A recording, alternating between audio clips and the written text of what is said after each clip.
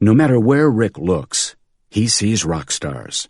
They appear on television, on the front pages of magazines, in concert programs, and at online fan sites. Their songs are unavoidable, in the mall, on his playlist, in the gym. The rock stars are everywhere. There are lots of them. And they are successful. Motivated by the stories of countless guitar heroes, Rick starts a band. Will he make it big? The probability lies a fraction above zero. Like so many others, he will most likely end up in the graveyard of failed musicians. This burial ground houses 10,000 times more musicians than the stage does, but no journalist is interested in failures, with the exception of fallen superstars. This makes the cemetery invisible to outsiders. In daily life, because triumph is made more visible than failure, you systematically overestimate your chances of succeeding. As an outsider, you, like Rick, succumb to an illusion, and you mistake how minuscule the probability of success really is. Rick, like so many others, is a victim of survivorship bias. Behind every popular author, you can find 100 other writers whose books will never sell. Behind them are another 100 who haven't found publishers. Behind them are yet another 100 whose unfinished manuscripts gather dust in drawers. And behind each of these are 100 people who dream of, one day, writing a book. You, however, hear of only the successful authors.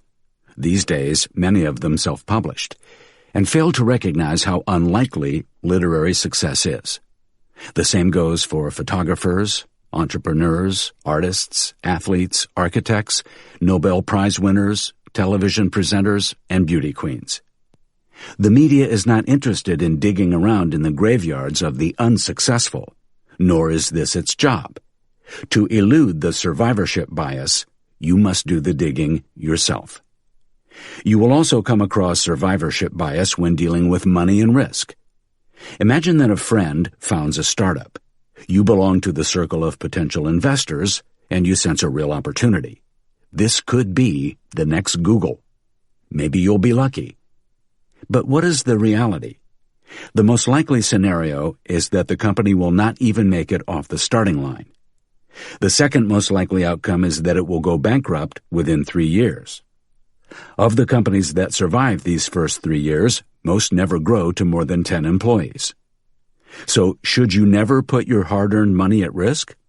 Not necessarily, but you should recognize that the survivorship bias is at work, distorting the probability of success like cut glass. Take the Dow Jones Industrial Average Index.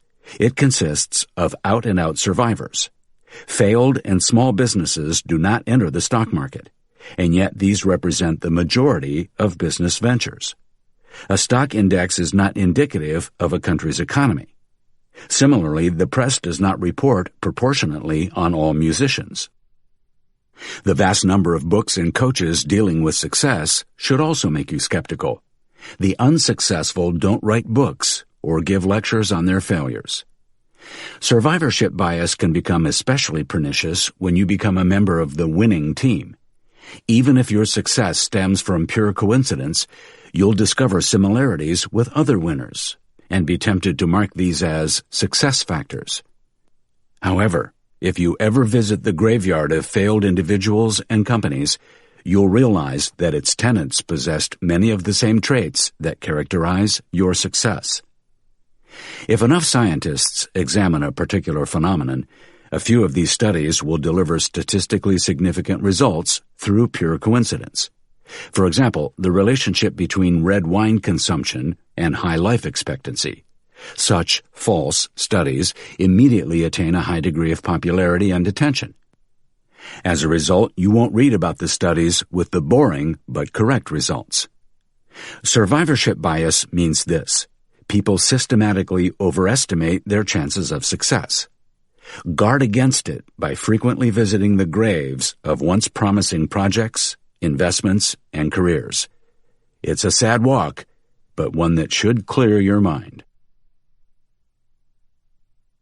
2. Does Harvard make you smarter?